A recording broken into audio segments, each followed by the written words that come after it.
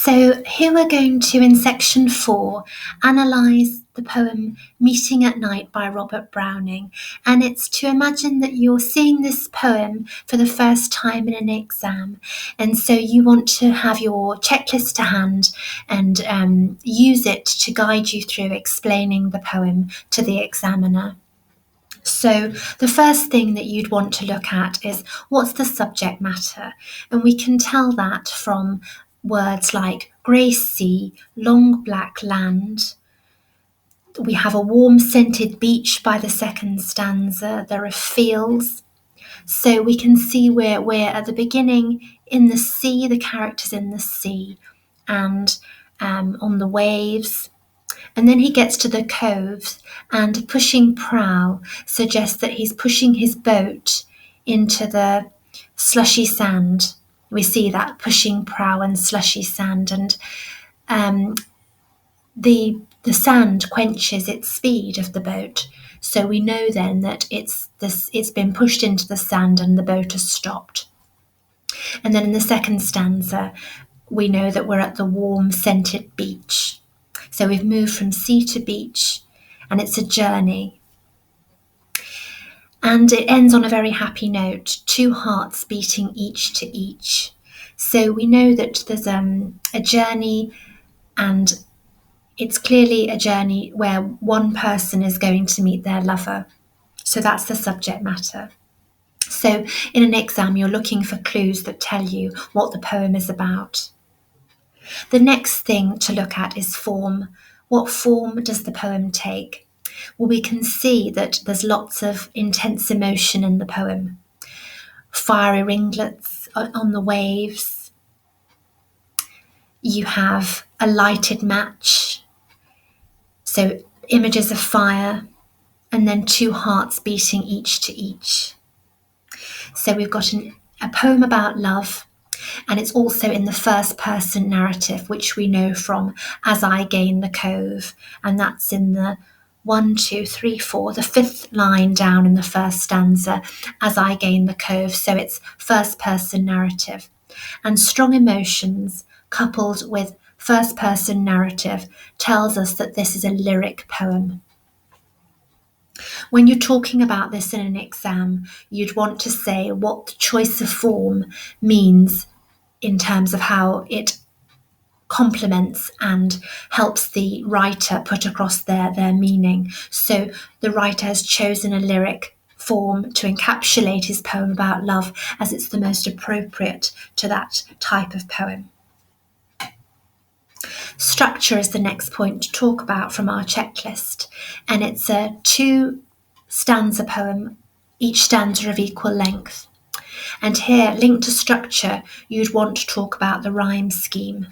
The rhyme scheme, as I have noted it on the poem, is ABC, CBA. That's a very strong rhyme, and there's a very strong rhyming couplets that I've highlighted in yellow in the middle of each stanza.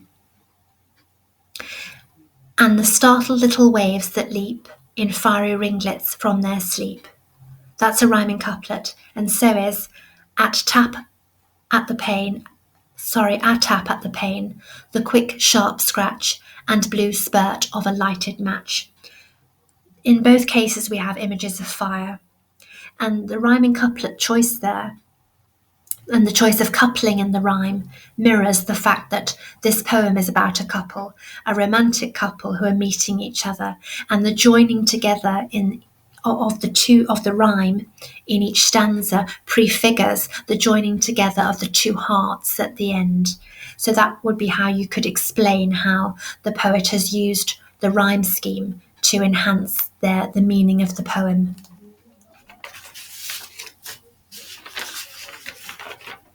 Other points of rhyme that you can note, and I've noted them in the margins here, are alliteration. You have pushing prow and sharp scratch. They're examples of alliteration, and the purpose of using alliteration is to give emphasis to a particular point of the poem. And what it does here is it forces you to stop and pause and gives real emphasis to what the poet is trying to show as important points in the poem. So when he's reached his destination and he's pushing his boat into the slushy sand, that's where he's reached dry land after his long journey across the grey sea. He's got further towards his love, so it's a notable point. And again, you have sharp scratch, giving emphasis in the second stanza. This is the point at which the character taps on the window pane of his beloved. Again, a crucial point and a meeting in the poem. The next point is language, and there are lots of things to talk about here. You have imagery, lots of visual imagery of the long black land, very vivid image, suggesting the great distance that he's had to travel. The waves are fiery, again suggesting passion. It's an image, a vivid image of passion. And the warm scented sea, that's a sensual image. So imagery is used in all poems, as here, to create vividness. And it's the vividness of the passion that the poet is here conveying. Personification is another poetic feature of language. The waves are given human qualities, so personification is wherever you give something that's not living human qualities. And the waves here in the first stanza, they leap and they sleep, and they're woken from their sleep. So this is personification. And what this does in this poem is it reflects the intense passion of the character, that even the waves about him have taken on a living quality of his passion. It's almost as if it's spilled over into the natural environment. It's so strong. Another point is tone. Tone here is very positive. It's a happy poem and it ends on a happy note, hearts beating each to each. But there is a sense of danger at points in the tone, particularly where you see in the last but one line of the final stanza, and a voice less loud. It's as if they need to keep their voices down and they're afraid of being discovered. And that gives a sense of forbidden love and a forbidden meeting. There's also contrast in this poem. The last but one line, joys and fears. So again, reinforcing that this meeting is in secret and it's forbidden, possibly.